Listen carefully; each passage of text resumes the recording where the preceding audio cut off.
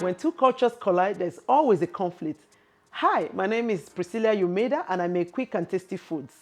I am an Eastern girl married to a Western guy.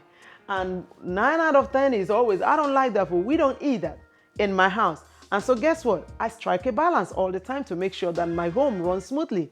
Today, I'm going to be making okra soup. This is okra that has been blended. The Yorubas blend with the stem and everything. We don't from the East. We chop it and we cook as is, but they blend. This is palm oil that both cultures use, but mostly used in East. Sea salt is my personal preference to any kind of salt. Then I have codfish that has been air dried. Codfish, we call it stockfish, and these are the bits. Best way to use it is you have to soak it for a couple of hours to make it tender. Crawfish, both cultures use. Red habanero pepper, red onions that has been chopped, both cultures use. Periwinkle is mostly Eastern staple. That's strictly mine. Mackerel is more of my husband's. Then here I have leftover of beef shank and the burnt cow skin. I cooked in the stock. This is the stock I have, and it's gelatinous because of the cow skin. Shrimp is mostly mine. This shrimp here has been cleaned, deveined, peeled with tail on. That's most of my staple. Then I have the smoked kuta. This fish here, both cultures can use it. This soup, when cooked, is served with pounded yam in Yoruba, but in the East, we use Garri. So today, we're going to be using Garri. So stick with me as we cook. In goes some crawfish, say about 2 tablespoonfuls. Of course, a little bit of onions because some are already blended into the okra. And of course, our leftover beef. I'm going to use some of the stock for more flavoring. Remember, the okra has been blended with liquid, so you don't need so much liquid in here.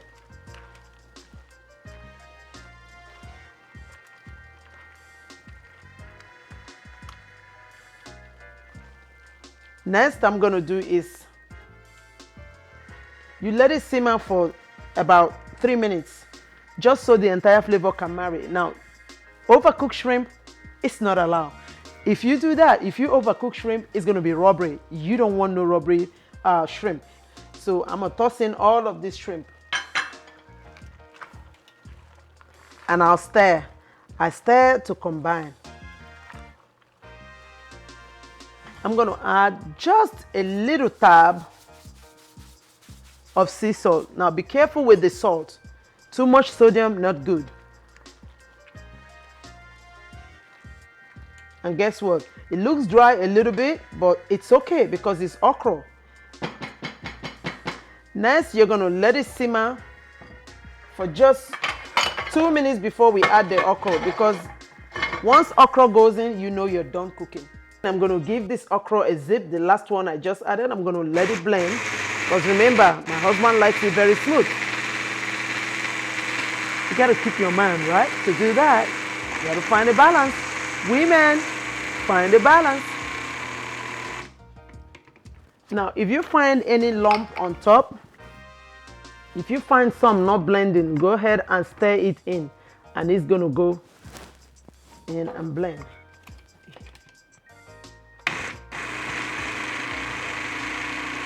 And that's it. I must mention the Yorubas like iru, which is the locust bean in their okra soup.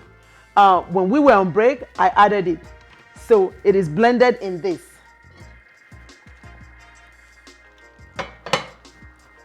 In goes our okra.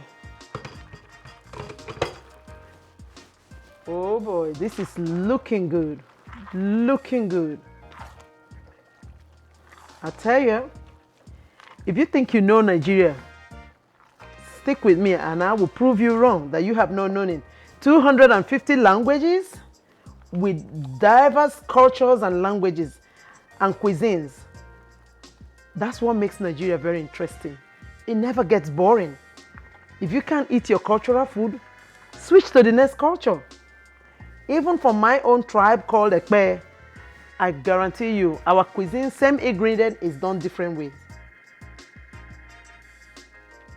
It is always important to taste your food. Right amount of heat, nice, smooth, silky. I'm telling you, it needs a little bit of salt.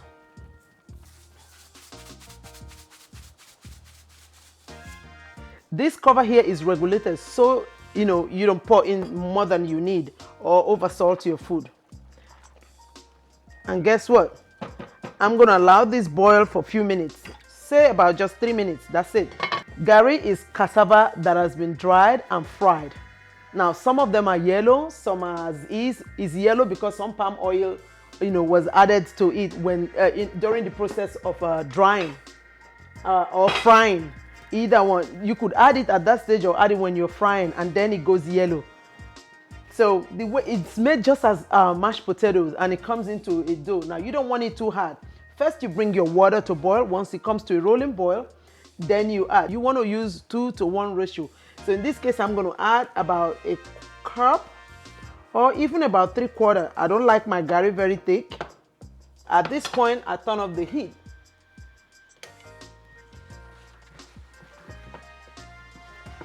And there you stir. One thing you don't want is a lumpy Garri.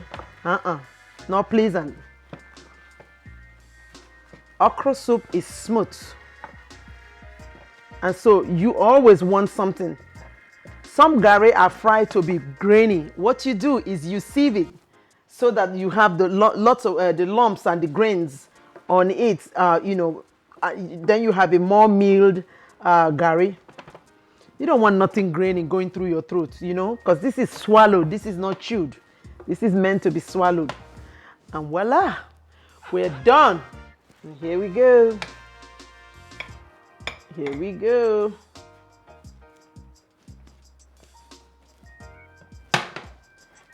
Done. One of the things that I like about home cooking is rustic. It's relatable. You're not trying to fancify it like my last visit to Nigeria, they molded the Garri and some kind of fancy that made it almost fake. I like it rustic. Absolutely rustic. Like your grandma would make it. I love classic Nigerian cuisine. Regardless of how much I funkify it, I try to always keep its authenticity. It makes it real. It makes it relatable. It makes you inspire somebody to go back to the kitchen and cook. The best part of this food is you make sure that every single protein in this soup is represented.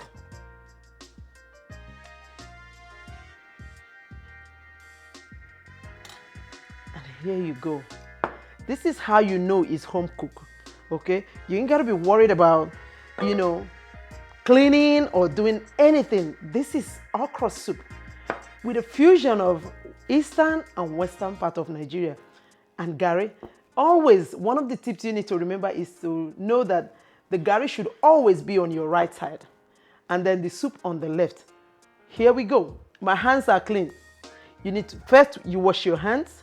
2, you take a pinch, you mold, like you form a ball. And then, oh boy, the best part, I have periwinkle in here, I have ungolo here, I have shrimp, and I go. I am in Nigeria. Somebody please put me in the next available flight and take me to Nigeria. And you know what's up? This is how you do. You grab the shrimp. Make sure, this is a transporter. We use this as a transporter. It's hot, be careful. And I go.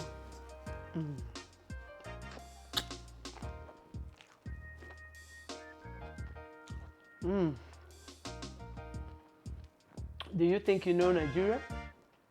Stick with me and I'll give you a ride. I don't cook one tribal food. I like to fuse every single culture of Nigeria into one pot. That's what makes Nigeria a very unique country. Get into your kitchen and cook. And if you are a non-Nigerian, please learn to taste different cultural food. Taste this. Go to your kitchen and cook. I'm going to keep eating. Please stick with me. Let's take a break while I keep eating.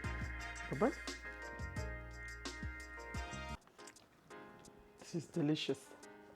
My mother-in-law will be proud. My mother will be proud. Bye.